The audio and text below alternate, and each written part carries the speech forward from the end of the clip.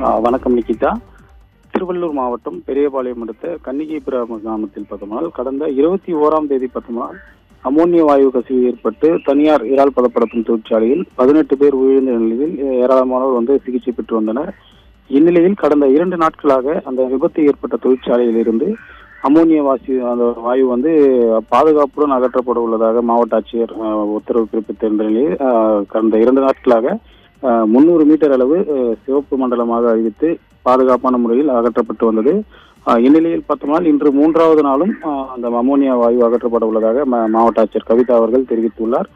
குறிப்பாக தேசிய பேரிடர் மீட்பு படை, தீயணைப்புத்துறை, ஆம்புலன்ஸ் மற்றும் காவல்துறை அணிகள் அங்கு பணியில் ஈடுபட்டு உள்ளனர். அதேபோன்று மார்க்க கட்டுப்பாட்டு வாரிய துறை அதிகாரிகளும் தொழில்நுட்ப வல்லுநர்கள், அதாவது அமோனியா வாயு கசிவை அகற்றுவதற்காக தொழில்நுட்ப அலுவலர்களும் அங்கு பணியமர்த்தப்பட்டு கடந்த 2 நாட்களாக அகற்றப்பட்டு வந்தனர். மேலும் இன்றும் அந்த பணிகள் நடைபெறும் என மாவட்ட ஆட்சியர் தெரிவித்திருக்கிறார். இதற்குள் பார்த்தோம்னா கடந்த 2 நாட்களாக டேங்கரில் ஏற்றப்பட்டு வந்த அந்த அமோனியா வாயு பார்த்தோம்னா பாதுகாப்புடன் மணலி பகுதிக்கு கொண்டு செல்லப்பட்டுள்ளது.